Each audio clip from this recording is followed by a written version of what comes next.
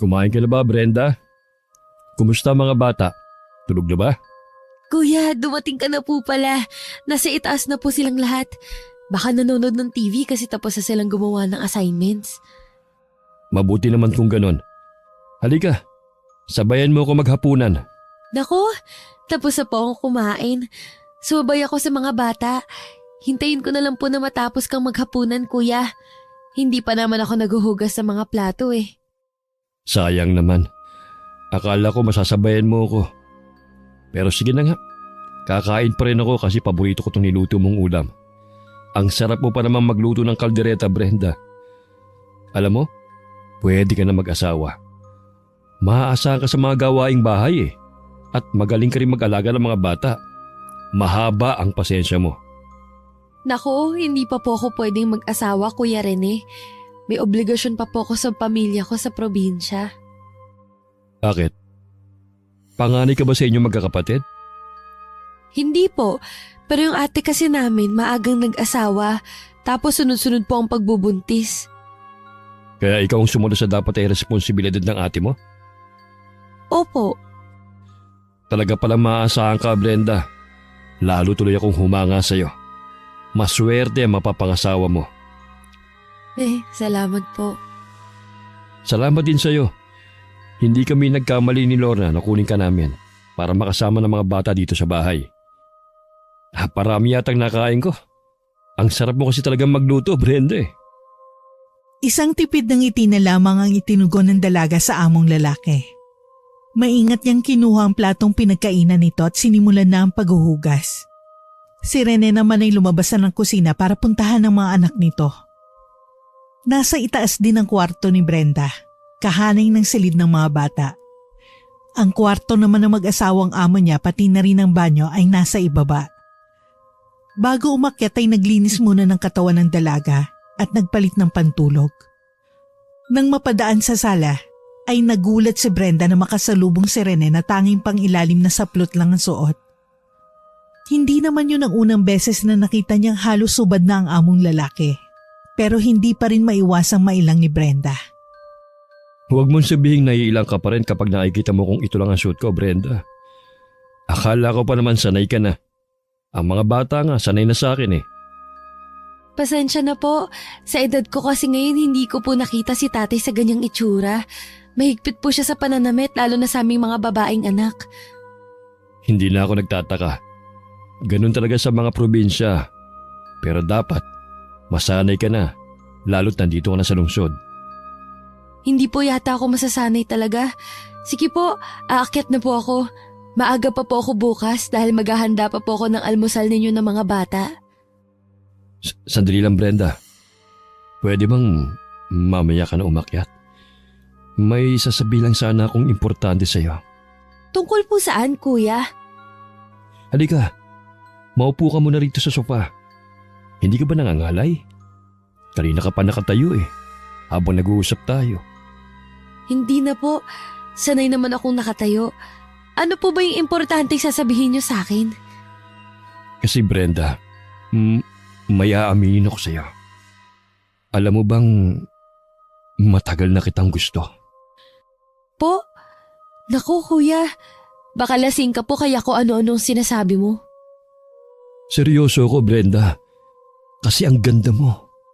Morena, matangkad, sexy. At hindi lang yun, masipag ka at masarap magluto. Kaya pati mga anak ko, gustong gusto ka. Kilabutan naman po kayo.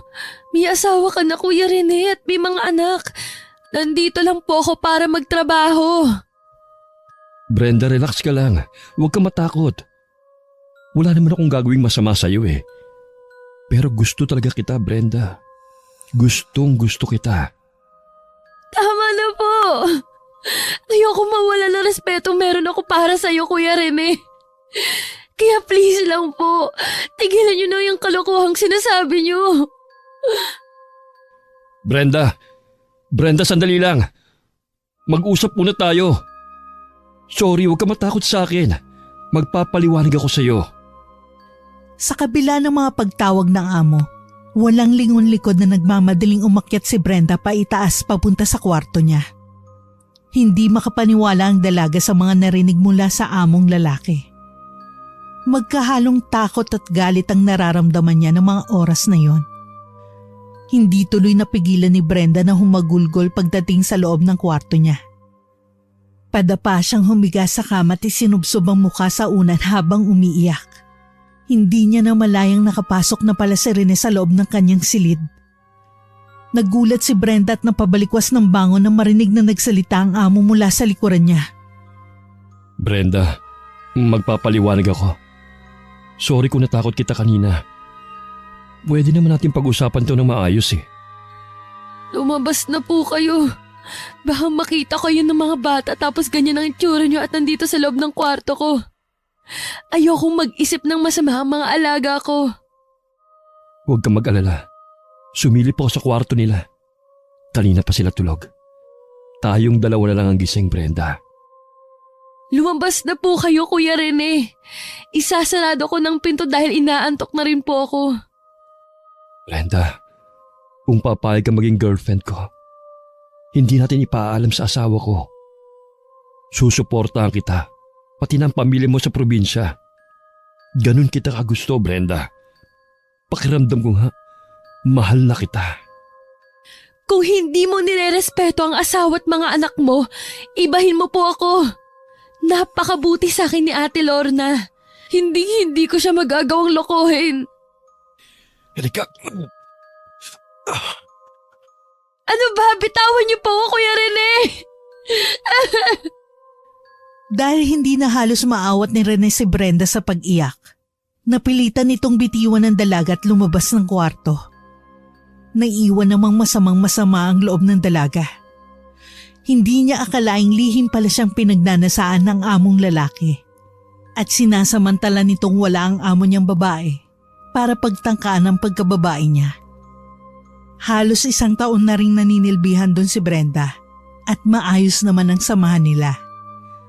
Pati ang mga bata ay napamahal na rin sa kanya. Ang isa pa sa nagustuhan ng dalaga, maayos magpasahod ang mag-asawa. Kaya naman buwan-buwan ay nakakapagpadala siya ng pera at grocery sa pamilya niya sa probinsya.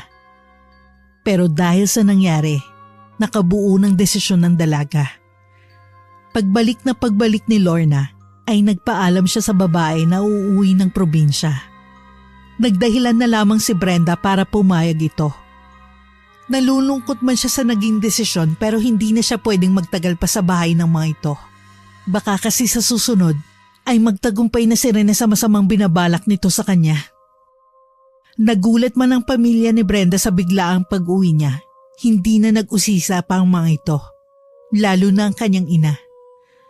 Tumulong na lamang ulit siya sa bukid at sa mga gawaing bahay. Hanggang sa magkaroon sila ng hindi inaasahang bisita. Biglang nagbakasyon sa probinsya nila ang pinsan niyang galing ibang bansa.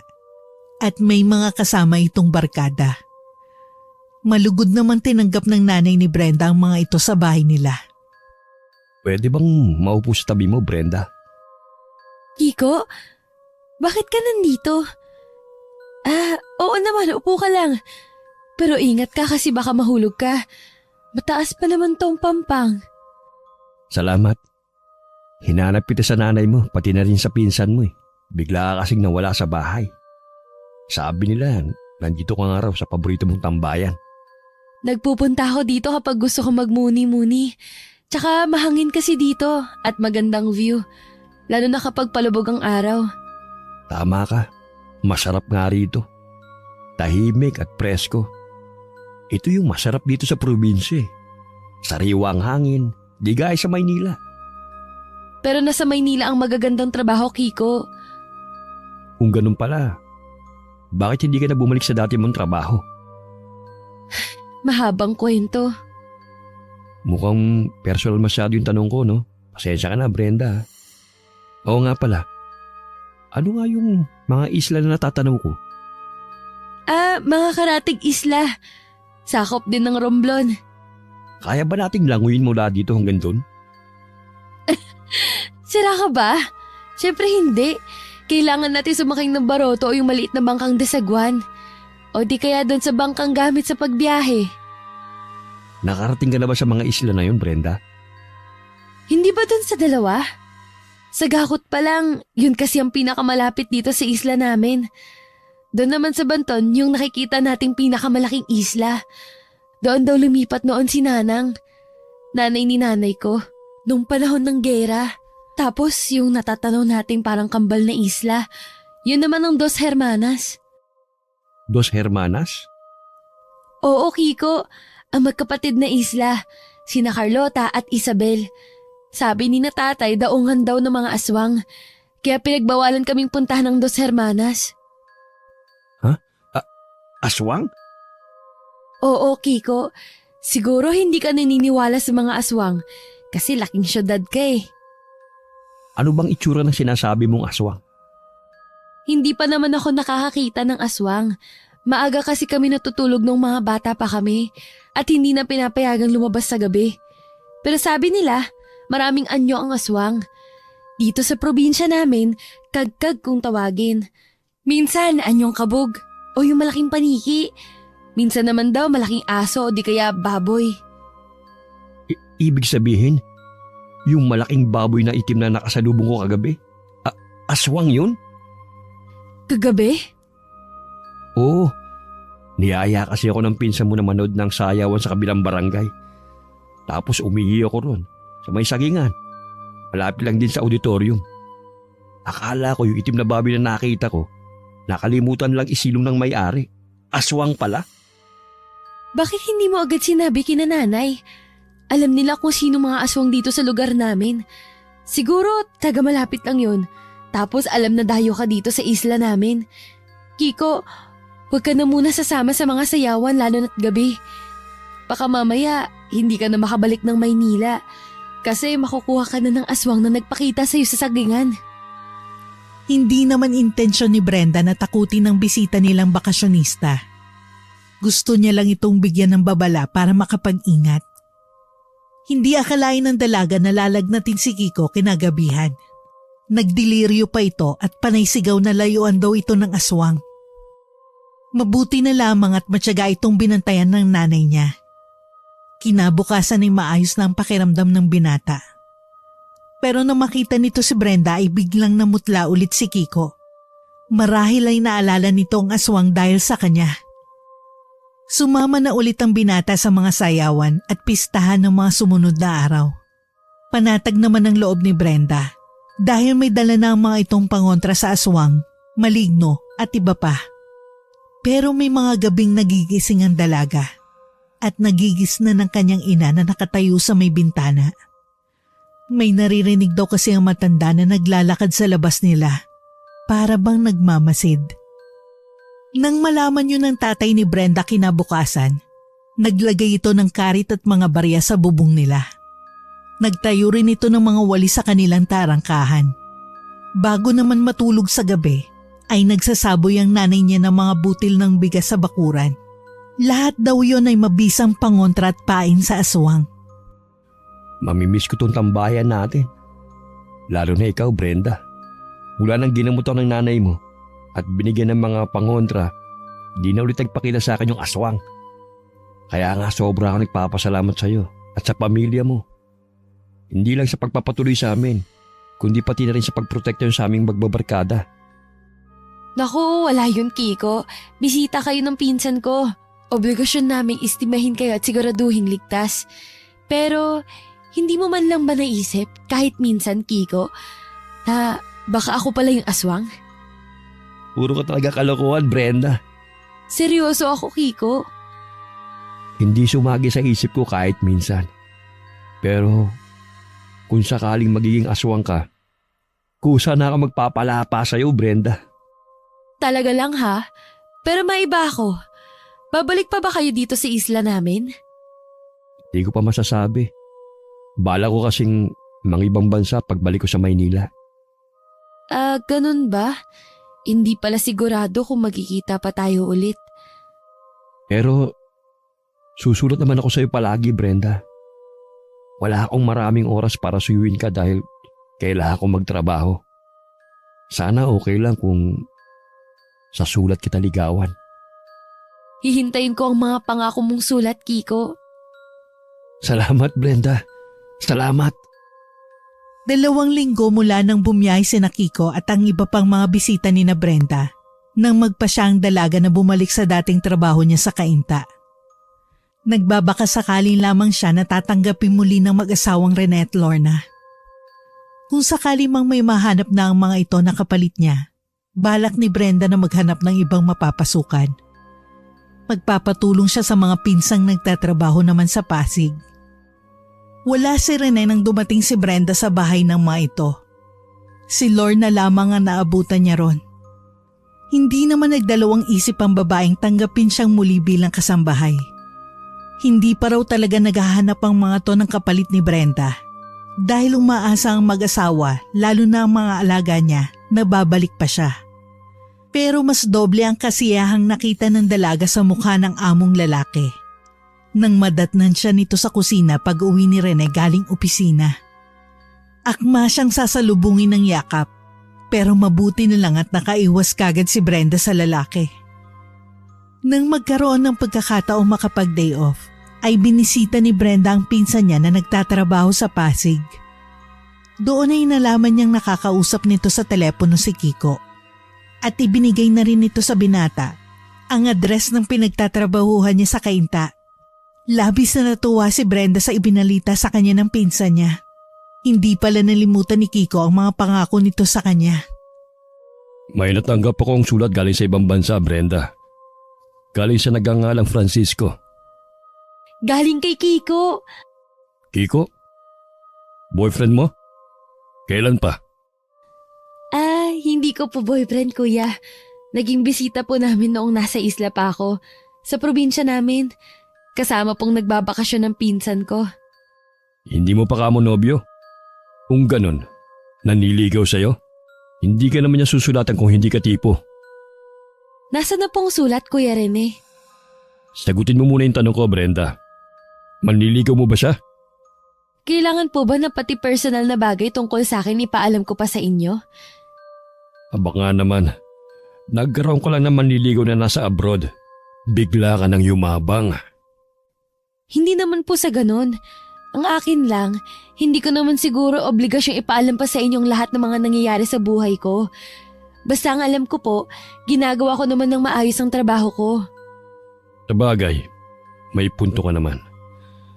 Nandun sa kama mo yung sulat. Inilagay ko kanina. Wala ka kasi. Nasa banyo. Naliligo. Pumasok kayo sa kwarto ko? Oh, bakit? May problema? Bahay ko to, Brenda. Baka nakakalimutan mo. May karapatan akong pumasok sa lahat ng mga kwarto rito. Sige po, babalik na ako sa kusina. Salamat po. Hindi nagustuhan ni Brenda ang inasta at pamimiloso po ni Rene sa kanya. Lalo na nang malaman niyang pumasok ito sa kanyang kwarto nang walang paalam. Pero para hindi na humaba pa ang usapan, siya na lamang ang umiwas. Nag-aalala kasi ang dalaga na baka makita pa sila ni Lorna o di kaya ng mga bata na nagtatalo. Kinagabihan, sabik na binuksan ni Brenda ang kauna-unahang sulat sa kanya ni Kiko. Laman ng sulat nito ay pangungumusta at mga kwento sa mga karanasan ng binata sa ibang bansa. Pero ang higit na nakapagpasaya sa puso ni Brenda ay ang nabasa niya sa huling bahagi ng sulat. Nakasaad kasi ron na labis na nangungulila sa kanya si Kiko. Kaya naman ng gabing yon ay nakatulog ang dalaga na mingiti sa mga labi. Ang buong akala ni Brenda ay magtutuloy-tuloy ang pagpapalitan nila ng sulat ni Kiko. Hanggang isang araw, wala na siyang natanggap na sulat mula sa binata. Labis na ikinalungkot yun ni Brenda. Kung kailan kasi sinagot na niya ito, ay saka naman hindi na nagparamdam si Kiko. Nang hindi na kinaya ng dalagang lungkot at sakit na dulot ng unang pagkabigo sa pag-ibig, nagpaalam siyang muli sa mga amo na uuwi ng probinsya. At sa ikalawang pagkakataon ay hindi siya pinigilan ni Lorna. Mababakas naman ang pagtutol sa mukha ng amo niyang lalaki. Pero wala naman itong nagawa lalo na't buo na ang pasya niya. Pero hinahabol yata ng kamalasan si Brenda. Dahil sa mismong gabi ng pagdating niya sa isla, ay may nakainkwentro siyang kagkag. Ito ang tawag sa aswang sa lugar nila. Alas 9 ng gabi dumaong sa isla nila ang sinakyan niyang bangka. Halos inaabot kasi ng 13 oras ang biyahe. Dahil matarik ang daan papunta sa bahay nila, hindi na nag-arkila pa ng motorsiklo si Brenda. Wala ring sumundo sa kanya dahil biglaan lang ulit ang pag-uwi niya. Backpack lamang ang dala ni Brenda na naglalaman ng mahalagang gamit, kasama na ron ng kanyang wallet. Ang iba pa niyang bagahe ay babalikan na lamang niya kinabukasan kasama ang tatay niya. Palibhas ay kinalakihan na niya ang madilim at masukal na daan, ay halos hindi na nangangapa ang dalaga. Tuloy-tuloy lamang ang lakad niya. Wala rin sa isip niya ang takot. Ang gusto niya lang nung mga oras na yon ay makarating ng ligtas sa bahay nila at makapagpahinga. Pero nang nasa tapat na siya ng isang abandonadong bahay, ay biglang nakaramdam ng kakaiba ang dalaga. Biglang umalinsangan ng paligid at nagtaasa ng mga balahibo niya sa katawan. Naramdaman din ni Brenda na may mga matang nakamasid sa kanya. Kinakabahan man at tinatabla na ng takot ay hindi nagpahalata si Brenda. Mas binilisan niyang paglalakad hanggang sa halos tumakbo na siya. Maya-maya pa'y nakarinig na ng mga pagaspas ng pakpakan dalaga.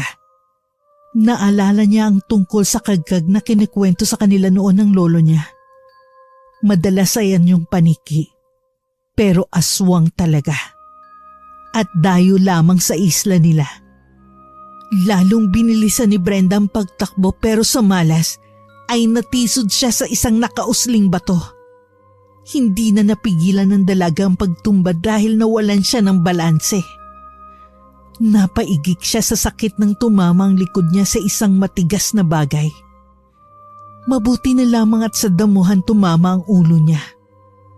Napapikit siya at tuluyang naluha nang marinig ang papalapit na kagkag. Nang unti-unti itong bumaba sa lupa, ay tuluyan nang nawalan ng pag-asa si Brenda. Naisip na lang ng dalaga na katapusan na niya. Magigis na lamang siya ng pamilya niya kinabukasan na isang malamig na bangkay. Hanggang sa...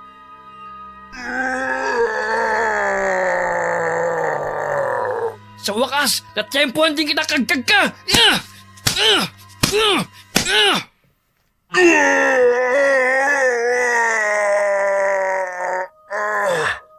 Papatayin kita! Salot ka! Ang tagal mo na kaming piniperwisyo! Dapat doon ka na lang maghasik ng lagim sa imperang pinanggalingan mo! Tulungan niyo po ako! Brenda? Ikaw ba yan? Nandito ka na ulit sa isla? Teka, baka makatakas tong aswang. Diyan ka lang. Akong bahala sa'yo. Sino? Jun? Ikaw ba yan? Ako nga to. Sandali lang, Brenda. Jun! Anong nangyayari sa'yo?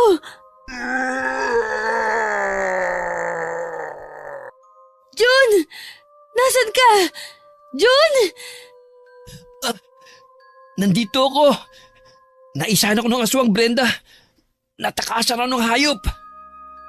Hayaan mo na. Mas mahalaga ang kaligtasan mo, nating dalawa.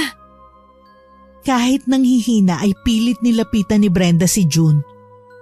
Tinanggal rin niya muna ang backpack na sinuot niya paharap sa kanya pagdating sa pantalan. Kung sana'y sa likod niya inilagay yon, hindi gaanong nasaktan ng likurang bahagi ng kanyang katawan pagbagsak niya sa lupa. Dahil madilim ang paligid, hindi makita ng dalaga kung saan tinamaan ng aswang si June. Saka pa lamang niya nalaman na nagkalat ang dugo sa suot nitong damit pagdating nila sa kanilang bahay. Gulat at pag-aalala ang naging reaksyon ng mga magulang niya pagkakita sa kanila. Kaagad na ginamot ng tatay ni Brenda ang mga sugat ni June na dulot ng mga kalmot dito ng aswang na umatake sa kanya. Labis-labis din ang pasasalamat ng magulang ng dalaga kay June dahil sa pagkakaligtas ng binatilyo sa kanya. Sinabi naman ni June na nagkataon lamang ang lahat, pero maaari ring tadhana ang may gawa. Matagal na raw nitong binabantayan ng kagkag Dahil inatake rin ito noon ang kapatid na buntis ni June. Hindi nga raw makapaniwala ang binatilyo na mabosesa nito si Brenda. Akala nito'y guni-guni lamang yon dahil ang pagkakaalam ni June ay nasa kaintaang dalaga at nagtatrabaho. Nang mga sumunod na araw ay naging bisita ni Brenda ang binatilyo. Tumutulong ito sa tatay niya at sa kanya sa mga gawaing bahay. Hindi naman sa pinagbabawalan kitang pumunta rito sa bahay. Pero June, mas matanda ako sa'yo. Kung tama si tatay sa sinabi niyang nililigawan mo ko, hindi pwede. Bakit naman hindi pwede? Tama ang tatay mo. Ang totoo niyan, nag-iipon lang ako ng lakas ng loob para makapagpaalam ako sa kanya ng formal na manliligaw ako sa'yo. June, bata ka pa. 17 ka lang. At 18 ka naman. Gasino na yung 1 taon na tanda mo sa akin. Kahit na, hindi pa rin magandang tignan. Parang nakababatang kapatid na kita. Matagal na akong may gusto sa'yo, Brenda. Mga bata pa lang tayo. Hinahangaan na kita. Dapat nung nakarang uwi mo pa ako magtatapat sa'yo. Kaya lang, naunahan ako nung Kiko na bisita nyo. Ah, si Kiko. Kilala mo pala siya? Boyfriend ko na siya, June. Boyfriend? Paano nangyari yun? Balita ko, nasa abroad siya. Sinagot ko siya sa sulat. Ganun ba? Bakit parang hindi ka naman masaya? Kasi kung kailan sinagot ko na siya, saka naman hindi nagparamdam. Ganun ba? Baka naman hindi talaga seryoso. O di kaya, may nakilala dun na mas maganda. Siguro nga. Pero para sa akin, ikaw ang pinakamaganda, Brenda. Bilobola mo lang ako Pero salamat. Hindi pambobola yun. Kalimutan mo na yung Kiko na yun. Nandito naman ako Hindi man ako nakapag-abroad kagaya niya. Hindi man ako kasimpogi niya. Pero hindi naman kita sasaktan. Lolokohin o ipagpapalit, Brenda. Hay nako, June. Bata ka pa. At ako rin. Marami pa akong pangarap para sa pamilya. Hindi naman kita kagad pakakasal kapag sinagot mo ako Makapagsalita ka para may pampakasal na nga talaga. Talagang meron na. May mga alaga akong baboy at baka. May lupa na rin kung sakali magpapatayo na magiging bahay natin. Talaga lang Seryoso nga. Pero hindi pa naman kami mamamanhikan. Tutulungan muna kitang abutin ang mga pangarap mo para sa pamilya mo habang pinaghahanda ng magiging kasal natin balang araw. June. Seryoso talaga ako, Brenda. Hindi na lang kita gusto. Mahal na kita.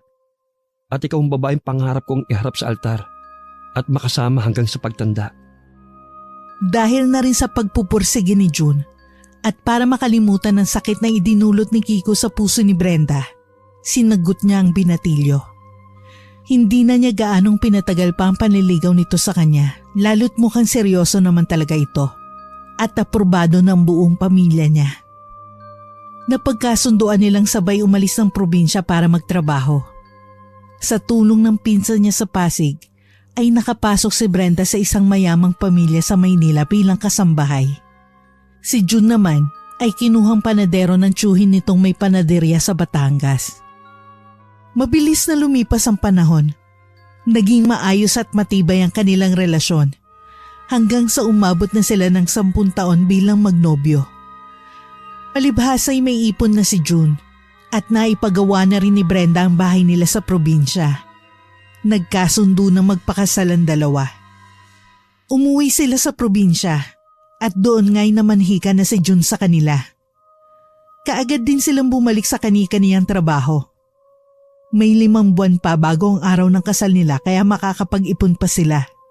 Lalo at medyo malaki rin ang magagastos sa kasal. Masaya si Brenda. Sigurado na siya kay June at nasasabik na siyang maging asawa ito. Pero hindi akalain ng dalaga na magkukrus ang mga landas nila ng una niyang pag-ibig. Nang minsang bumisita siya sa kanyang pinsan sa Pasig, ay nagulat siya nang madatnan niya ron si Kiko, Brenda? buhay ka pa pala? Brenda, magpapaliwanag ako. Para saan pa? Ikakasal na ako. Ikakasal ka na? Kanino? Sa boyfriend ko. Hindi mo kilala. Probinsyano rin siya kaya bagay kami. Hindi siya nakapagtapos, hindi nakapangibang bansa, pero hindi siya katulad mong sinungaling at manloloko. Pero tayo pa, Brenda. Hindi naman tayo naghiwalay. Bigla ka na lang nawala. Hindi na nagparamdam. Wala nang mga sulat. Anong iisipin ko? Anong gusto mo? Umasa pa ako? Ikaw ang hindi na sumagot sa mga padala kong sulat, Brenda. Ako nga mas dapat manumbat sa iyo ngayon eh. Anong ibig mong sabihin? Hindi ako tumigil sa pagpapadala ng mga sulat sa iyo. Pero wala akong natanggap. Si Kuya Rene, ang amo kong lalaki sa Kainta, siya ang laging nakakatanggap ng mga sulat mo. Hindi kaya hinarang niya ang mga sulat ko kaya wala ka natatanggap. Teka, may gusto ba sa yung Rene na yun, Brenda? Inaalok niya ako maging babae niya at muntik pagsamantalahan. Gulat at galit ang naramdaman ni Kiko sa mga nalaman nito kay Brenda. Ang dalaga naman ay nanghina na mapagtantong si Rene ang may kagagawa ng lahat. Hindi pala siya niloko at basta binaliwala ni Kiko. Pakana lamang ang lahat ng dati niyang amo. Marahil dahil nagsiselos ito sa kanyang unang naging nobyo. Hindi maiwasang maguluhan ni Brenda. Lalo na nang aminin sa kanya ni Kiko na mahal pa rin siya nito. Napamahal na rin sa kanya si June at utang niya ang kanyang buhay sa binata. Pero mas matimbang pa rin sa puso niya ang lalaking unang nagpatibok sa kanyang puso. Nang magkita sila ulit ni June, nagpaalam ang binata na babalik na ito ng probinsya para asikasuhin ang nalalapit nilang kasal. Gustong ipagtapat ni Brenda sa nobyo na nagkita silang muli at nagkausap ni Kiko. Pero nawalan siya ng lakas ng loob para gawin yun. Hanggang sa nasundan pa ang mapagkikita nila ng dating nobyo. Habang nasa probinsya si June. Isang buwan bago sumapit ang kasal nila ni June, ay umuwi si Brenda sa probinsya. Kasama si Kiko at ang kaibigan nito na pinsan niya. Hindi akalain ng dalaga na inaabangan pala siya ni June sa daungan. Kaagad na napalitan ng lungkot ang saya ng binata nang makita nito kung sino ang mga kasama niyang sakay sa bangka. Nay Gloria, pasok po kayo. Nako, hindi na anak. Kaya lang naman ako nagpunta rito para sunduin ka. Sabi kasi ni June dumating ka na raw. Doon ka na matulog sa bahay. Pero hindi pa po kami kasal. Walang problema ron. Namanhikan naman na sa'yo ang anak ko. At sigurado na magiging manugang kita. Ipinagpaalam na rin kita sa mga magulang mo, Brenda. Pero Nay, may mga kasama po akong bisita. Wala pong iistima sa kanila kung sa inyo ako matutulog. Mga lalaki naman yata yung mga bisita mo. Kaya na nilang mga sarili nila. Siguradong hindi naman sila pababayaan ng iyong ina. Pasensya na po talaga, Nay Gloria. Sa susunod na lang po ako matutulog sa inyo. Pakisabi po kay June, mag-usap kami bukas. Sige, kung talagang hindi kita mapipilit na sumama sa akin sa bahay, hayaan mo't ipapaabot ko kay June ang bilin mo. Pakisabi rin sa mga bisita mo, lalo na dun sa matangkat at gwapo, na mag-iingat sila dito sa lugar natin. Malakas ang pang-amoy ng aswang sa mga katulad nilang dayo. Parang may pagbabanta sa mga huling salita ni Aling Gloria. Pero hindi na lamang yun pinagtuunan ng pansin ni Brenda. Bukod sa pagod siya sa biyahe, nalibang din ng dalaga sa naging kwentuhan nila mag-anak kasama ang mga bisita niya pagkatapos nila maghapunan. Pero hindi agad dinalaw ng antok ng gabing yun si Brenda. Nag-aalala kasi siya kina Aling Gloria at June. Naalala niya kung paanong bumalatay sa mukha ng nobyo ang matinding kalungkutan nang makita nitong kasama niya si Kiko. At yun din ang unang beses na tinanggihan niya ang magiging biyanan sa simple nitong kahilingan. Sinubukan pa rin matulog ni Brenda. Pero eksaktong pagpikit niya ay may lumagabog sa bubong nila. Noong unay inakala ng dalaga na pusa lamang yon. Pero nang maging sunod-sunod at palakas ng palakas ang mga lagabog, ay nabahala na siya. Dahan-dahang bumangon sa katring higaan ng dalaga at nakiramdam sa paligid. Maya-maya pa ay napansin niyang parang binubutas ng kung anumang nilalang na nasa labas ang bubong na yero sa tapat ng higaan niya. Dahil sa malakas na ingay, ay nagising na rin ang tatay niya pati ang kanyang ina at mga kapatid. Tanging ang pinsan lang niya at si Kiko ang hindi nagising. Talagang bagsak ang mga to dahil sa pagod sa 13 oras na biyahe. Narinig ni Brenda na napamura ang kanyang ama at nabanggit ang pangalan ng ina ni June na labis niyang ipinagtaka. Dahil likas na matapang ang ama ni Brenda, walang takot itong lumabas ng bahay dala ang itak na bagong hasa. Pasigaw na sinabi ng matanda sa aswang na hindi ito natatakot at hindi uurong sa laban, lalo na kung mapeperwi siya ang pinakamamahal nitong pamilya. Maya-maya pa ay narinig ni Brenda ang tila pagbuwelo ng aswang. Mabilis itong lumipad palayo at hindi na rin ito hinabol pa ng tatay niya. Pagbalik ng matanda sa loob ay makahulugan itong tiningnan ng nanay niya. Sa kasabay halos ang dalawa na bumaling sa kanya. Hindi maintindihan ng dalaga kung bakit parang siya ang sinisisi ng mga magulang sa biglang pag-atake ng aswang sa bahay nila. Ganun pa man, hindi rin nakaligtas sa paningin ni Brenda ang tila pag-aalala ng kanyang ama't ina. Kinabukasan, 7:00 pa lang ng umaga ay nasa tahanan na nila si June. Kaagad itong hinarap ni Brenda dahil halos hindi na rin naman siya nakatulog magdamag. Niyaya niya ito sa tambayan niya sa may pampang na madalas nilang puntahan nung naliligaw pa lang sa kanya ang binata. Hindi ka sumama kagabi kay nanay sa bahay. Umasa pa naman akong darating ka. Ibig sabihin, mas pinili mo siya. Yung totoo, Brenda, mahal mo pa rin ba si Kiko? June, sa loob ng 10 taong relasyon natin, naging masaya ako at minahal din kita. Kaya lang, nung makita ko ulit si Kiko, Napagtanto mong mahal mo pa rin siya. Na mas mahal mo pala talaga siya. kung inaalala mong baka umurong ako sa kasal natin, hindi mangyayari yun. Handa pa rin ako magpakasal sa'yo. Kahit labag sa kalooban mo. Maayos na lahat. Kasal na lang natin ng kulang. May bahay na tayo. Handa na ang mga ninong, ninang at abay. Hindi rin tayo magiging masaya kung sakali, Brenda. Dahil ibang laman ng puso mo. Kaya kahit masakit sa akin, kahit sobrang mahal kita, handa ako magparaya. June, Seryoso ako. At huwag kang mag-alala. Sekreto lang natin ang tungkol dito. Ayokong pag-usapan nila tayo. Lalo ka na. pero June, hindi mo naman kailangan gawin yun. Okay lang ako. Kaya ko to. Kakayanin ko. Siguro, hindi talaga tayong para sa isa't isa. Basta ipangako mong magiging masaya ka, Brenda. Hindi halos makapaniwala si Brenda sa naging desisyon ni June. Noon niya napatunay na wagas talaga ang pag-ibig nito para sa kanya. Kagaya ng pangako ng binata, walang nakaalam tungkol sa paghihiwalay nilang dalawa.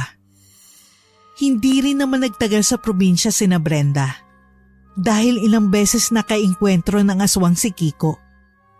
Parang punteriya talaga itong patayin na labis silang ipinagtataka. Ayaw namang isipin ng dalaga na may kinalaman doon si June dahil sigurado siyang wala naman itong lahing aswang. At kung sakaling meron man, hindi rin gagawin yun ni June dahil ito mismo ang maayos na nakipaghiwalay sa kanya. Pagbalik ng Maynila ay nagsama na sina Brenda at Kiko. Nagpakasal din sila sa West bago siya bumalik sa trabaho. Ayaw mang maglihim ni Brenda sa pamilya niya, Pero wala siyang ibang pagpipilian kundi ilihim muna sa mga ito ang tungkol sa kanila ng asawa niya. Ang pinsan niya sa Pasig at ang pinsan niyang kaibigan ni Kiko ang mga naging saksi sa lihim nilang pagpapakasal. Pero kabaliktaran ng hiling ni June sa kanya ang naging kapalaran ni Brenda. Sa halip na maging masaya dahil masinunod niya ang tinitibok ng puso, ay naging miserable ang buhay niya sa piling ni Kiko. Bukod sa halos siya na ang bumubuhay sa lalaki, nalulung pa ito sa ipinagbabawal na gamot. At ang masaklap, ay nagdala pa ito ng mga babae sa inuupahan nilang bahay. Magsisiman si Brenda. Huli na ang lahat. Nang magkaroon ng sapat na lakas ng loob, ay iniwan niya si Kiko. Nag-focus na lamang siya sa trabaho at pamilya sa probinsya. Nang ipagtapat niya sa mga ito ang naging maling desisyon, halos ilang buwan din siyang hindi kinibo ng nanay niya. Hanggang sa sumulat ito at sinabing napatawad na siya. Noon nagpa siyang magbakasyon muli sa probinsya si Brenda. Nabalitaan niyang binata pa rin si June, pero ilang taon nang hindi umuwi ron ng binata. Nahiling na lang ng dalaga na sana'y naghilom na ang sugat sa puso nito, na dulot ng pagiging salawahan niya. Hindi inaasahan ni Brenda na masasalubong niya si Aling Gloria sa daan nang minsan naglalakad siya pauwi galing sa pagsisimba. Nahihiyang initian niya ang matanda at kinumusta. Pero hindi ito tumugon. At sa halip ay matalim siyang tinitigan na nagdulot ng kakaibang kilabot sa buong pagkatao niya. Kinagabihan, halos hindi makakain si Brenda. Namamaga ang lalamunan niya na ultimong lugaw ay hindi niya malunok. Tinubuan din siya ng kakaibang mga pantal sa katawan at naglalagas ang buhok. Kaagad na umalis ang nanay niya kahit 10 oras ng gabi. Pagsapit ng 12:00, ay unti-unti na naging maayos ang pakiramdam ng dalaga. Pagbalik ng nanay niya, nalaman ni Brenda na si Aling Gloria palang umaswang sa kanya. Hindi pa rin siya napapatawad ng matanda sa ginawa niya sa anak nitong si June. Noon din na pagtagpi-tagpi ng dalaga ang mga engkwentro nila ni Kiko sa aswang. Kinabukasan, nagpasama si Brenda sa kanyang mga magulang sa bahay ni na Aling Gloria. Personal at taus-puso siyang humingi ng tawad dito. Sinabi niyang maayos naman sila naghiwalay noon ni June at pinagsisihan niya ang desisyon na sa iba magpakasal. Pero huli na ang lahat, siningil na siya ng karma. Nangako rin siya sa matanda na mananatiling sikreto lang ang natuklasan niyang tunay na pagkatao nito.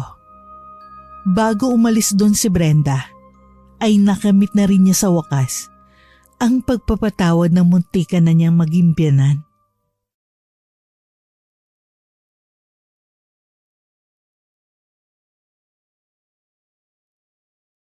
Buwan ng Disyembre taong 1995. Malapad ang ngiti ng 24 anyos sa dalagang si Helen habang inilalagay sa sobre ang sulat niya para sa nobyong si Jimmy. Sa susunod na buwan ay uuwi na siya ng Pilipinas. Halos 2 taon na naging kontrata niya sa Singapore bilang domestic helper. Malungkot sa ibang bansa. Sa mga unang buwan ni Helen sa nasabing bansa ay halos gabi-gabi siyang umiiyak. Dahil sa labis na pangungulila sa kanyang nobyo at pamilyang naiwan sa Pilipinas. Pero nang tumagal ay nasanay na rin siya. At inisip na lamang na para rin sa mga ito ang kanyang mga paghihirap at sakripisyo. Mabilis na lumipas ang mga araw. Hanggang sa namalayan na lamang ng dalagang nakabalik na pala siyang muli sa bayang Sinilangan. Doon siya dumiretso sa inuupahang bahay ni Jimmy at ng ate nitong si Feli. Mahigpit na nagyakapan ng magkasintahang ilang taon ding nawalay sa piling ng isa't isa. Ipinasok ni Feli si Helen sa supermarket kung saan nagtatrabaho ang babae. Doon din nagtatrabaho si Jimmy. Kaya naman lalong naging masaya si Helen hanggang sa sumapit ang araw ng mga puso. Kabilang ang dalaga sa mga nobyang umaasa at naghihintay ng regalo at pagbati mula sa mga nobyo nila. Jim, saan mo nabili tong bulaklak? Mukhang mamahalin na. Fresh flowers na bouquet? Ang bango ng amoy. Yan ba? Naku, hindi sa akin yan, Len. Kaya Ate Feli yan. Naiwan lang dito sa kwarto ko. Galing yan sa maniligaw niya. Ganun ba? Akala ko pa naman. Oo nga pala. Saan tayo pupunta mamaya paglabas galing trabaho? May pupuntahan kaming birthday party ng isang kaibigan ko eh. Pasensya ka na, Len. Nakalimutan kong palang sabihin sa'yo. Ayos lang naman, Jim. Pero di ba 14 ngayon? Valentine's Day? Sa 5 taong relasyon natin, ngayon mo lang ako hindi binati. Okay lang naman kung nakalimutan mong bumili ng regalo. Medyo nagtatampo lang ako kasi parang nakalimutan mong may Helen kang dapat batiin ngayong araw ng mga puso. Pasensya na talaga, Helen. Huwag kang magtampo. Hindi na ako makakaatras sa lakad namin eh. Kasi naka-oo na ako dun sa kaibigan ko ng 1 linggo pa. Hayaan mo, babawi ako sa'yo. Ibig sabihin, hindi pala kita kasabay na uuwi mamaya? Baka may lakad din si Ate Feli. Ihahatid muna kita bago ako tumuloy sa pupuntahan ko. Talaga? Salamat naman. Sige na, pinapayagan na kita. Pero huwag ka magpapakalasing doon pag may inuman ha? At huwag ka rin gaanong magpapagabi ng uwi. Hintayin kita. Huwag mo na akong hintayin. Matulog ka na kapag inaantok ka ha? Lalo't maaga na naman tayo bukas. Masama pa rin ang loob ni Helen sa nobyo, pero pinilit niya mag-focus sa trabaho. Napakarami pa namang tao kapag ganong may mahalagang okasyon. Gaya ng pangako ni Jimmy, inihatid muna siya nito sa inuupahan nilang bahay. Nagpalit din kasi ng damit ang binata. At dahil may sariling lakad din si Feli, naiwang mag-isa sa bahay si Helen. Hindi na lamang nagsaing ang dalaga dahil wala naman siyang ganang kumain. Nang mainip ay sumilip siya sa kwarto ng nobyo. Nakita niyang naroon pa rin ang bulaklak na ayon kay Jimmy ay bigay na manliligaw ni Feli. Matapos linisin ang kalat doon, lumabas si Helen sa kwarto ng nobyo. Bit-bit ang bulaklak, dumiretso siya sa kusina at ipinatong yun sa mesa. Pero nagulat si Helen dahil tinanong siya ni Feli pagdating nito kung bigay ba ni Jimmy sa kanya yung bulaklak na nasa mesa. Hindi agad nakasagot ang dalaga. Maya-maya ay nagmamadali siyang bumalik sa kwarto ng nobyo. Nagtataka na sundan na lamang siya ng tingin ni Feli. Nang gabing yon, kahit alam ni Helen na masamang makialam ng personal na gamit ng iba, hinalungkat niya ang gamit ng nobyo. At doon ay natuklasan niyang may kapenpal pala ito sa Canada. Tila gumuho ang mundo ni Helen na mapagtantong para sa iba ang bulaklak na nakita niya sa kwarto ni Jimmy. Tuluyan na siyang napaiyak na maalalang nagsinungaling pa sa kanya ang nobyo. At ginamit pa nito ang nakatatandang kapatid sa panluloko nito sa kanya. Ano bang pag-uusapan natin at dito pa tayo nagpunta sa park? Talagang nagbago ka na nga, Jimmy. Kahit sa mga simpleng pasyalan, mukhang ayaw mo na akong kasama. Hindi naman sa ganun. Parang ang seryoso mo na kasi. Kailan pa, Jim? Kailan mo pa ako niloloko? Helen? Huwag ka na magsisinungaling ulit dahil alam ko na ang totoo. Sabi mo kay Ate Feli yung bulaklak. Pero hindi pala. Sa'yo pala yun. Binili mo talaga para sa kapenpal mong kauuwi lang galing Canada. Helen, magpapaliwanag ako. Nasa abroad pa pala ako, nagkakamabutihan na kayo. At matagal mo na akong niloloko. Mas mahal mo na ba ang Eva na yun kaysa sa akin? Lenny, hindi ko kasi matanggihan si nanay. Nung unang taon mo sa Singapore, nagbakasyon ako sa amin sa Pangasinan. Naaalala ko yun. Nabanggit mo sa isa mong sulat sa akin. Pinilit ako ni nanay ng ligawan si Eva. Citizen na kasi siya sa Canada. Botong-boto sa kanya si nanay. Kasi kaibigan niyang nanay ni Eva. Sabi ko nga ayoko kasi malaking agwat ng mga edad namin. 38 na siya at ako naman 25. At isa pa, may nobya na ako. Sinabi ko naman yun kay nanay. Pero hindi pa naman ako kilala at nakita ng pamilya mo maliban kay Ate Feli. At wala rin akong laban kay Eva. Kasi kahit ng ibang bansa rin ako, katulong naman. Huwag ka na magtampo. Ikaw naman ang mas mahal ko eh. Mas mahal? Ibig sabihin, mas mahal mo na nga si Eva? Helen, Hindi ko akalaing magagawa mo sa akin to, Jimmy. Sasayangin mo ang 5 taong relasyon natin para lang sundin ang kagustuhan ng nanay mo. magkikita kami ni Eva bukas. Nandito na siya sa Maynila. Tumawag si nanay kahapon sa akin at sinabing bumiyahe ng araw si Eva. Magkikita kayo? Oo, Len. Hindi ko pwedeng biguin si nanay eh. Alam mo namang mahina ang puso niya. Hayaan mo, kapag nagkita na kami ni Eva bukas, sasabihin ko na sa kanyang lahat. Mahirap kasing ipaliwanag sa sulat kaya bala kong sa personal na magtapat sa kanya para hindi na rin siya umasa. Dahil ikaw naman talaga nag-iisang laman ng puso ko. Ikaw ang babaeng gusto kong pakasalan at makasama habang buhay. Mas lalong nadurog ang puso ni Helen dahil sa mga nalaman niya mula kay Jimmy. Pero pinanghawakan na lang muna ng dalaga ang mga pangako sa kanya ng nobyo. Mahal na mahal niya si Jimmy. Hindi niya kayang tuluyang magalit sa binata at hindi rin niya kayang ipaubaya ito sa ibang babae. Si Jimmy ang una niyang pag-ibig at umaasa si Helen na ito na rin ang magiging huli.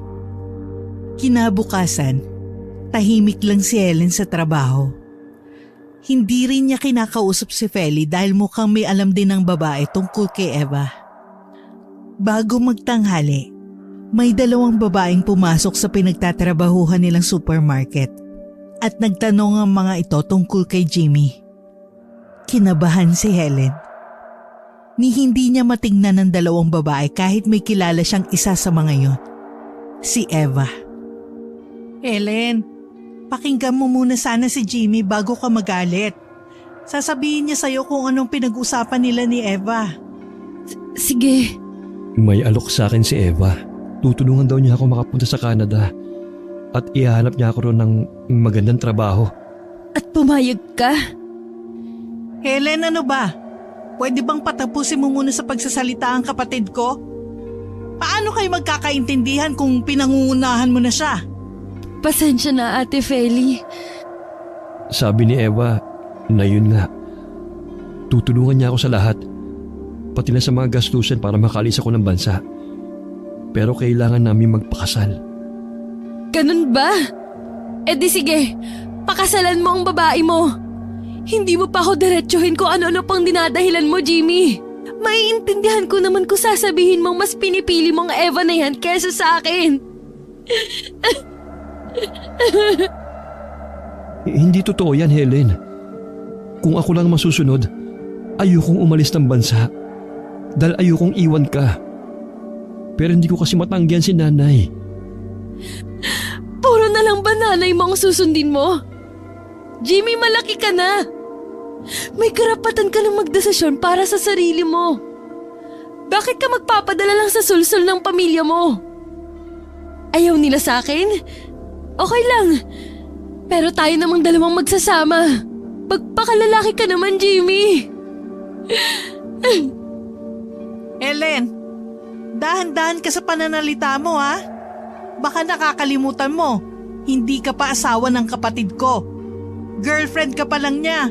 Kaya may karapatan pa siyang pumili kung sino ang gusto niyang makasama sa buhay hanggang sa pagtanda niya. Kung talagang mas pipiliin mong sundin ang nanay mo, ang pamilya mo, mabuti pa nga sigurong maghiwalay na tayo. Helen, hindi ganun. Hindi tayo maghihiwalay. Walang maghihiwalay. Ate Feli. Ay nako, hindi kasi nakakaintindi tong girlfriend mo. Helen, magpapakasal lang sila ni Eva para maging citizen dun si Jimmy. Pero ikaw naman ang mahal niya. Tuloy pa rin ang relasyon nyo. Pwede naman siyang umuwi pa rin dito sa Pilipinas. Nahihibang na kayo! Sino sa palagay niyo ang nasa matinong pag-iisip ang papayag sa ganong sitwasyon? Ayoko, Jimmy!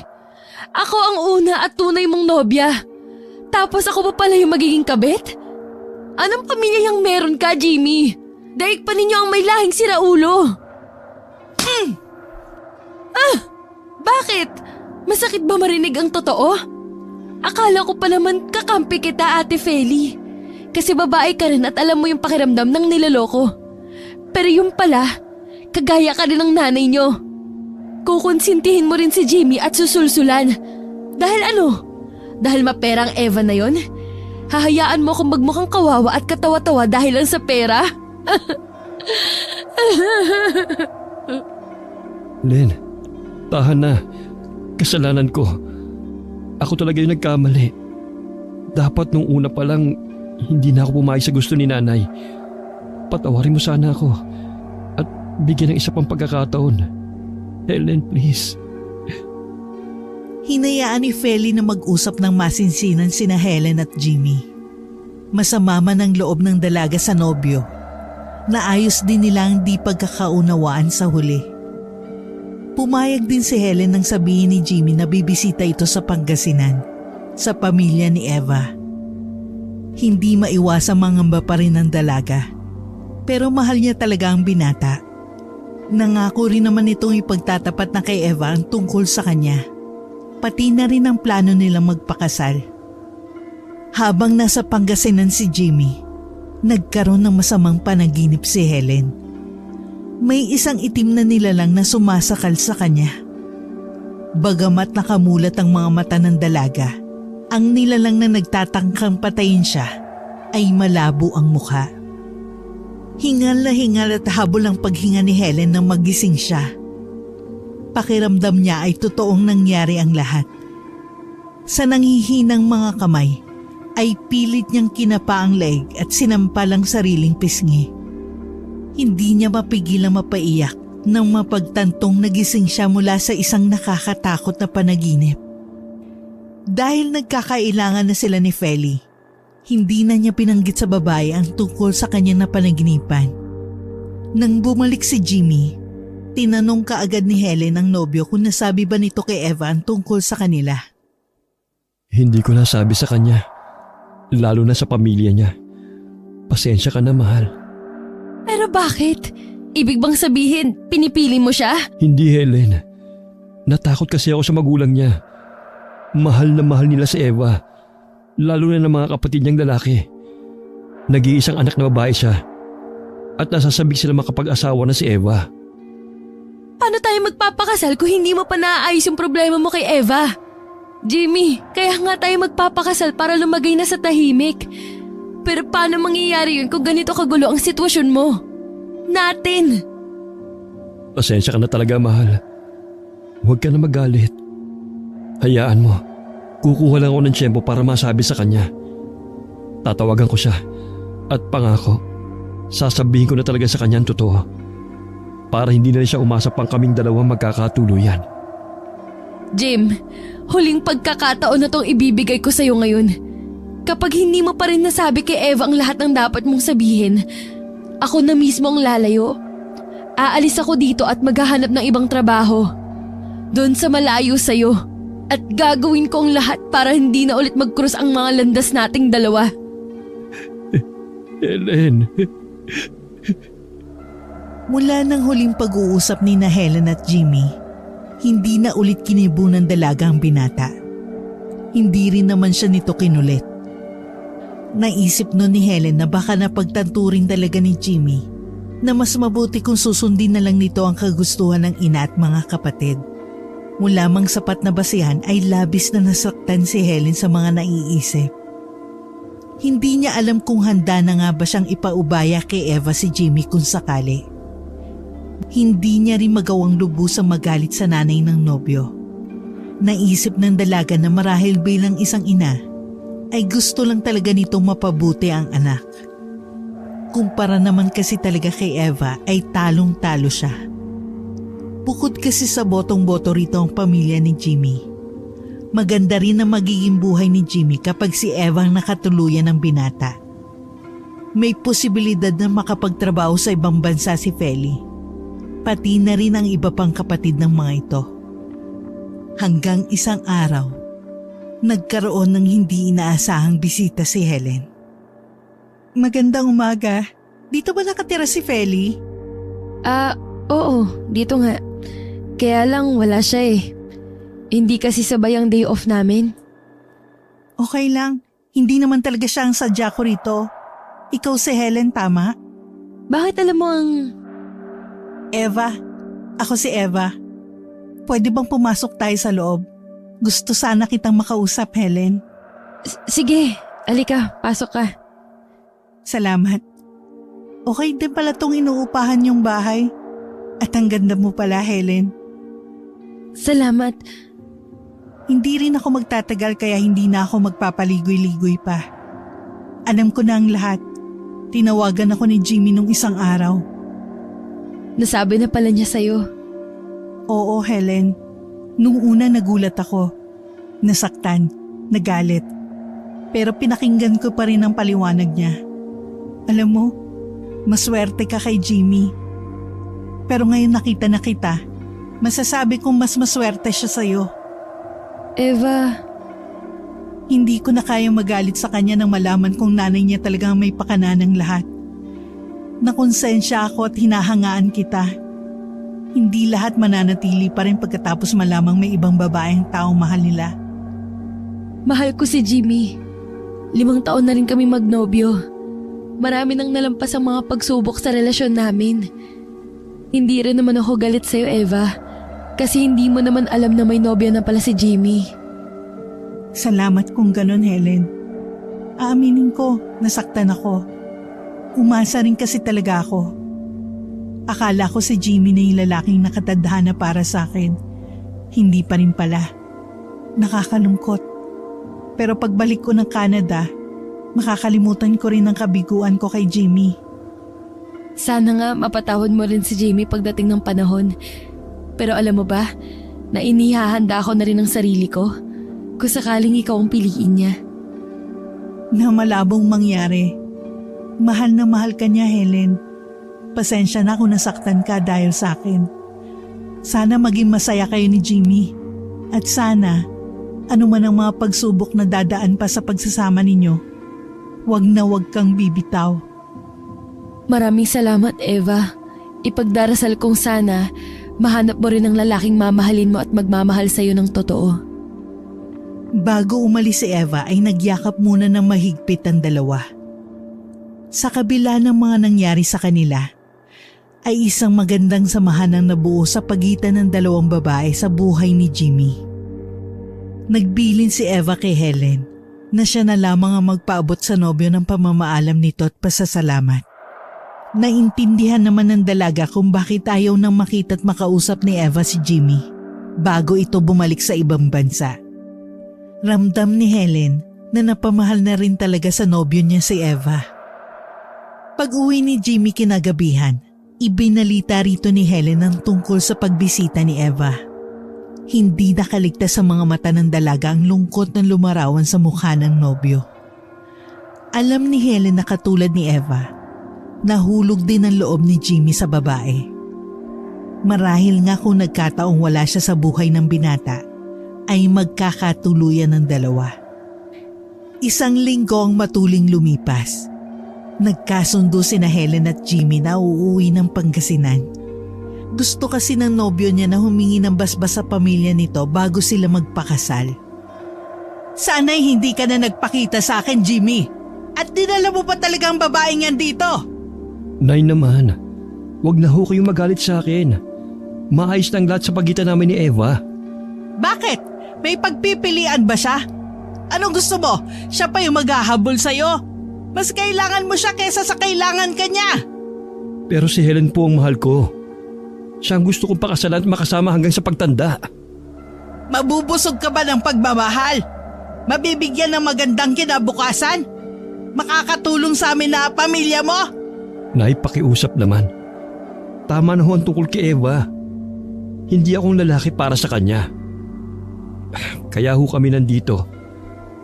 Para sana hingi ng basbas nyo para sa pagpapakasal namin ni Helen. Hindi ko matatanggap ang babaeng yan sa pamilya natin kahit kailan. Kung gusto ninyo magpakasal, edi sige. Pero huwag kang aasa na dadalo ko sa kasal mo. Si Eva lang ang babaeng gusto ko para sa'yo, Jimmy. Wala nang iba. Kaya kung talagang mas pinipili mo ang babaeng yan kesa sa amin, kesa sa akin, kalimutan mo na rin na may ina ka pa rito sa Pangasinan. Walang nagawa si Jimmy kundi umalis kasama si Helen. At dahil alanganin na kung babiyahe sila pabalik ng Maynila, nakiusap na lang ang binata sa isang malapit na kaibigan niya sa Pangasinan para doon sila magpalipas ng gabi. Halos hindi rin naman sila nakatulog dahil magdamag na umiyak si Helen. Labis siyang nasaktan sa naging trato sa kanya ng ina ni Jimmy.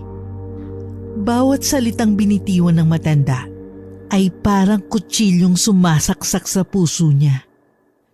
Lalong napaluha si Helen nang maisip na baka kahit magkaanak sila ni Jimmy, hindi pa rin magbabago ang tingin sa kanya ng ina nitong botong-boto kay Eva.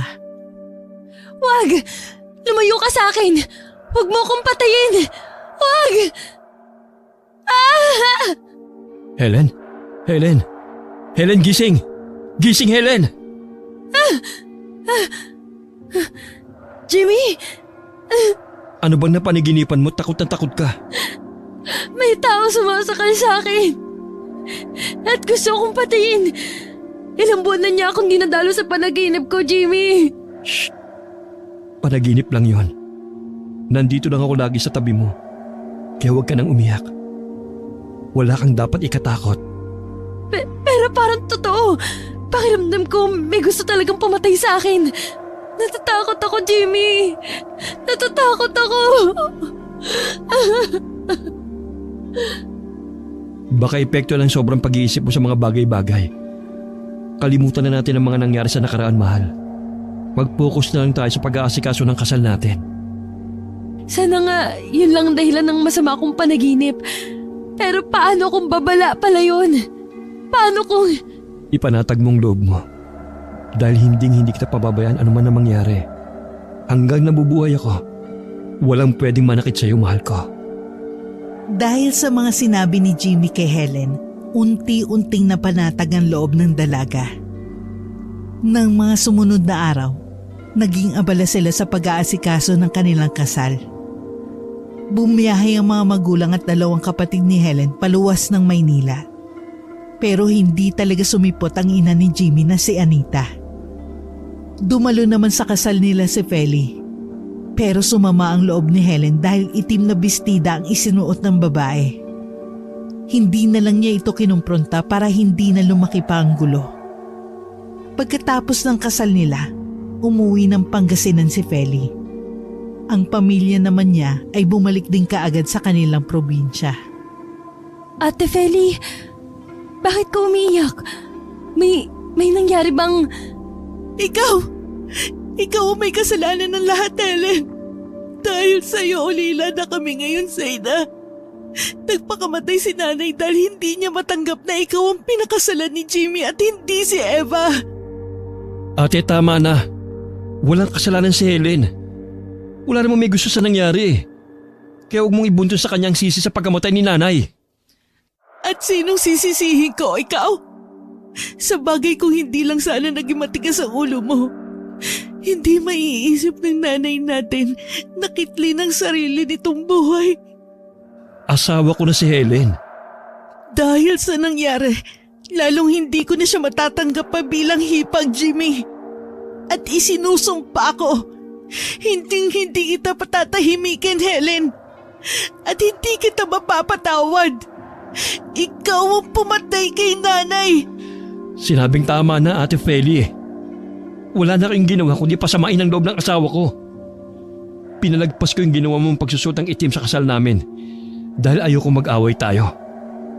Pero hindi na ako papayag na bastusin mo pa ulit, insultuhin at pagbintangan si Helen sa kasalanang hindi naman niya ginawa. Basta ito ang tandaan mo, Helen. Magbabayad ka sa ginawa mo sa pamilya namin. Salot ka! Salot! Umalis ka na, Ate Feli. Habang may natitira pa akong konting respeto sa'yo bilang nakatatandang kapatid ko. Lalong sumidhi ang nadaramang galit ni Feli kay Helen nang palayasin ito ni Jimmy. Hindi naman niya napigilang mapahagulgol dahil sa matinding sama ng loob. Talagang kahit anong gawin niyang mabuti, hindi siya matatanggap ng pamilya ni Jimmy. Sinabihan siya ng asawa na huwag seryosohin ang mga banta ni Feli. Pero nakaramdam pa rin ng pangamba si Helen. Lalo na nang bigla siyang tubuan ng mga kakaibang sugat sa katawan. Madalas din masama ang pakiramdam niya kaya ilang linggong hindi nakapasok sa trabaho si Helen. Mas nakakakilabot din ng mga napapanaginipan niya. At umabot sa puntong halos ayaw na niyang matulog sa gabi. Kapag wala si Jimmy, pakiramdam ni Helen ay may kasama siya sa bahay na laging nakamasid at nakabantay sa bawat kilos niya. May mga pagkakataong hindi na niya kayang labanan ang antok dahil sa ilang linggong pagpupuyat. Pero nagigising din kaagad si Helen dahil nararamdaman niyang may katabi siya sa higaan. Lalo't may naririnig siyang nakakarinding mga bulong. Kapag ganong mga pagkakataon, napapasigaw ng malakas si Helen habang nakatakip ang mga kamay sa magkabilang tenga niya. Dahil sa mga kakaibang nararanasan, nagpasya si Helen na umuwi muna ng Iloilo para magpatingin sa kakilala nilang albularyo. Sumang-ayon naman si Jimmy sa naging desisyon niya. Sinamahan siya nito pauwi sa kanilang probinsya. Bagamat hindi na nagulat sa nalaman mula sa albularyo, mas tumindi naman ang nadaramang takot ni Helen sa mga pwede pang mangyari sa kanya. Tama ang hinala ko. Ang ate Feli mo nga ang may kagagawan ng mga kakaibang nangyayari sa akin. Pasensya ka na, Helen. Hindi ko akalaing tututuhanin niya yung mga banta niya sa'yo. Ibig bang sabihin may lahi kayong mangkukulam? Hindi ko alam, Helen. Hindi ko alam. Baka may inutusan si Ate Feli. Baka may kakilala siya o si nanay na may alam sa itim na mahika. Paano kung hindi naagapan ang ginagawa niya sa akin? Baka patay na ako ngayon. Huwag mong sabihin yan, mahal. Palagay ko, hindi naman intensyon ni Ate Feli na patayin ka. Masama lang siguro ang loob niya dahil sa mga nangyari sa aming ina. Dahil kung talagang intensyon niyang patayin ka, barang na kagad ang gagamitin o ipagagawa laban sa'yo. At talaga ipagtatanggol mo pa siya? Helen, kapatid ko pa rin siya. At mas kailangan namin ng isa't isa ngayong ulila na kami sa ina. Oo nga pala, may sasabihin ako sa'yo. Ano yun? Bala ko mang ibang bansa sa susunod na buwan. Pagbalik natin sa Maynila, aayusin ko na yung mga kailangan kong ayusin. Sigurado ka na ba talaga sa plano mong yan? Oo, Helen. Para kapag nagkaanak tayo, may sarili na tayong bahay at ipon na rin para sa kanyang kinabukasan, lalo na sa pag-aaral niya. Pero para sa pamilyang bubuuin natin, sige, susuportahan kita sa desisyon mong yan, Jimmy. Napagkasunduan ng mag-asawang Helen at Jimmy na sulitin ang bakasyon nila sa Iloilo. Lalo't matatagalan bago sila makauwi ulit doon dahil nga mag-a-abroad si Jimmy. Matagumpay din ang naging pagpapagamot ni Helen. Mahusay ang kaibigang albularyo ng kanilang ina. Nakontra nito ang kulam na ginawa sa kanya ni Feli. Ang buong akala nila ay tapos na ang problema at matatahimik na sa wakas ang kanilang pagsasama. Pero may bagong pagsubok palang darating kay Helen. Hindi na naman siya makatulog dahil ayaw siyang patahimikin ni Anita. Mukhang hanggang sa kabilang buhay ay hindi titigil ang kanyang biyenan hanggat hindi siya nito na ibabaon sa hukay. At hindi lang ito basta nagmumulto dahil nagagawa nitong saktan siya ng pisikal. Naroong tinutulak siya nito sa hagdan. Binabagsakan ng mabibigat na gamit. Hinahagisan ng matatalas na bagay. Minsan ay muntik din siya mapilay na mahulog sa hagdan.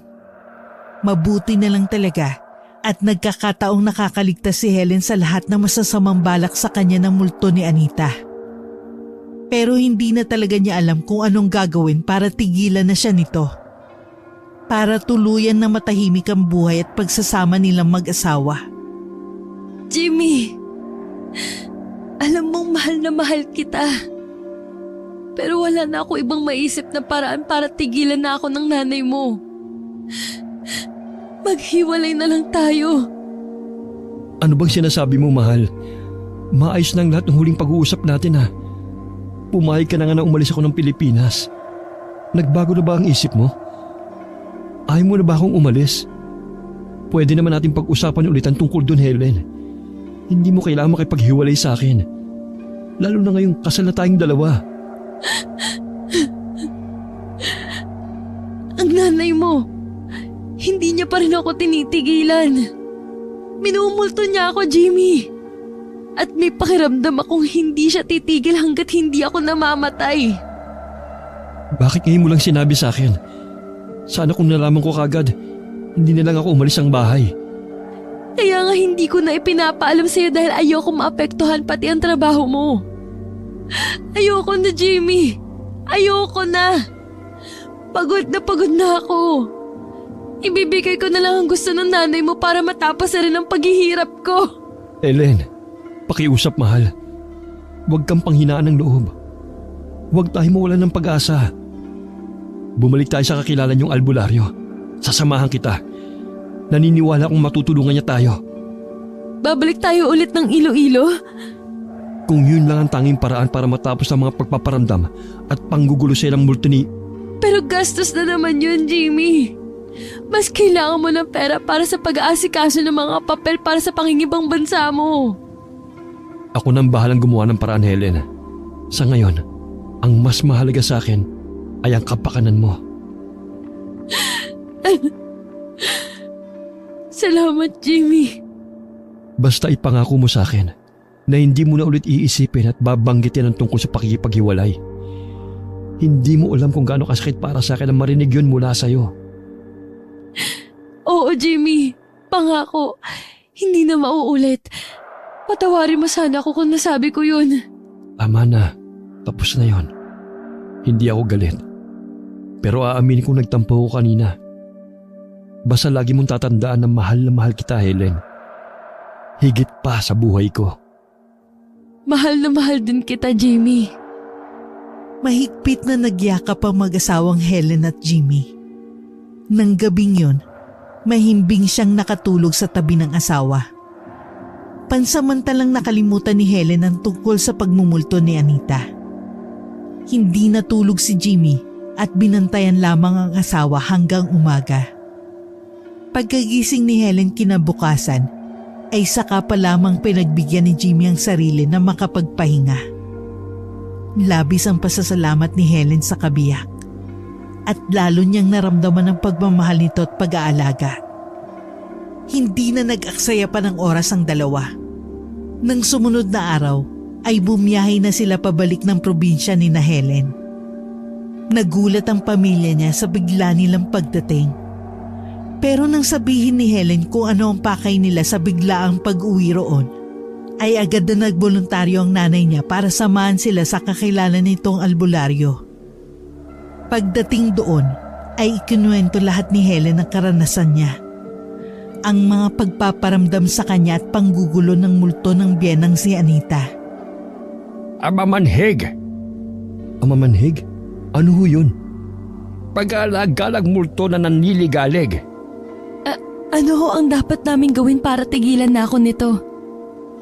Katulad ng ibang mga kauri nito, asin na mabisang pangontra o pampuksa sa mga multo. Ngunit sa kaso mo, Helen, malakas ang multo na nanliligalig sa iyo. Pinalalakas pa ito lalo ng takot mo ng matinding galit sa iyo ng isang taong nabubuhay pa at may kaugnayan sa mamanhig.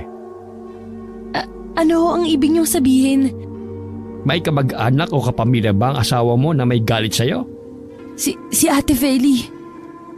Maaaring may isang bagay siyang ginagamit na naiwan ng iyong maumong biyanan. Isang mahalagang bagay na pag-aari ni Anita na naroon sa tahanan niyo. Kailangang hanapin mo yon at sunugin.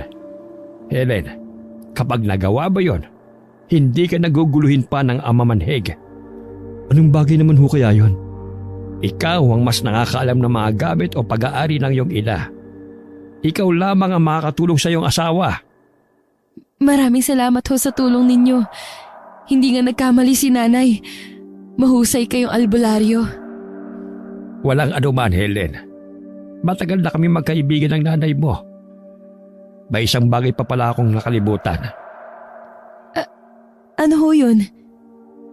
Labanan mo ang iyong takot dahil yun ang nagpapalabas sa amamanhig. Kapag nagawa mo yun, unti-unti itong manghihina habang hinahanap ninyo ang bagay na binabalikan nito sa inyong tahanan. Hanggang sa tuluyan na ninyo itong mapuksa. Lahat ng mga bilin ng albularyo ay sinunod ng mag-asawa. Pagkabalik nila ng Maynila, hinalungkat ni Jimmy ang mga gamit sa dating kwarto ni Feli. Tumulong din si Helen sa paghahanap. Hanggang sa matagpuan niya sa loob ng kahon ng kanyang damit pangkasal, ang isang itim na belo. Pamilyar yun, pero hindi niya agad naalala kung saan niya unang nakita. Maya-maya pa'y nagbalik sa gunita ni Helen na yun ang suot na belo ni Feli nang dumalo ito sa kasal nila ni Jimmy. Itinerno ng hipag niya sa suot nitong itim na bestida. Kaagad na pinakita ni Helen sa asawa ang nasabing belo at agad na nakilala ni Jimmy na pag-aari ngayon ng ina nitong si Anita. Hindi pa rin malinaw sa dalawa kung may binayaran lang ba si Feli o may alam talaga ito sa paggamit ng itim na mahika. Kaagad na sinunog ni Jimmy ang belo ng ina. Pati na rin ang ibang gamit na naiwan ng kapatid nito sa bahay nila. Naghanda rin sila ng asin at holy water para sa muling pagpaparamdam ng amamanhig. Kinagabihan ay naghanda ang dalawa. Ginawa ni Helen ang lahat para malabanan ang nadaramang takot sa tulong ng mapagmahal niyang asawa.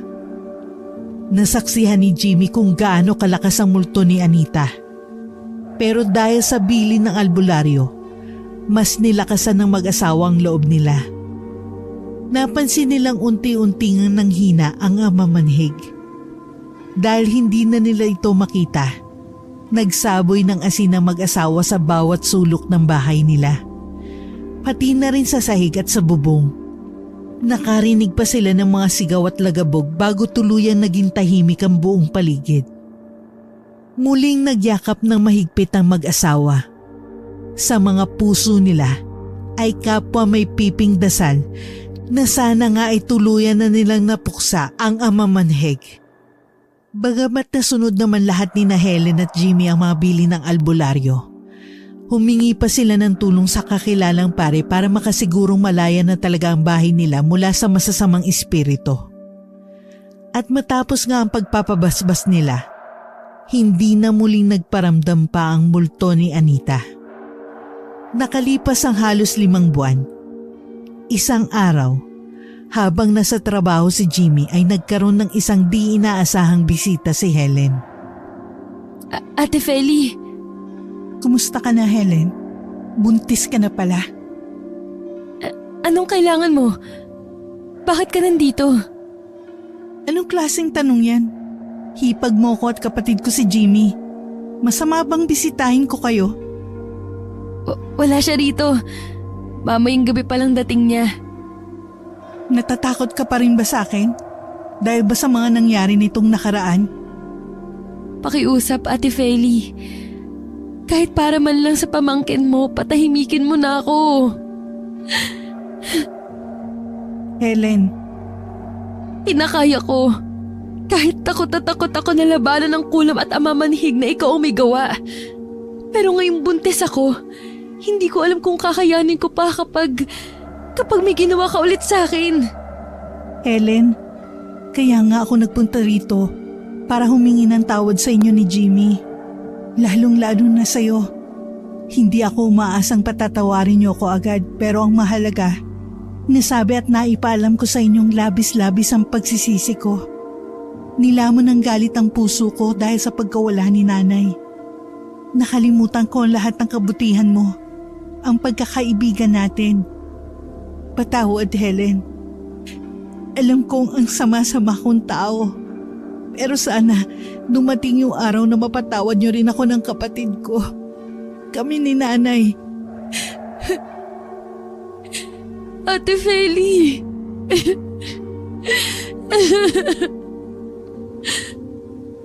Kagaya ni Helen, Gulat na gulat din si Jimmy pagdating nito kinagabihan nang makita ang nakatatandang kapatid. Pero nang tignan nito ang asawa at nakitang nakangiti si Helen, ay napaiyak si Jimmy at sinugod ng yakap si Feli.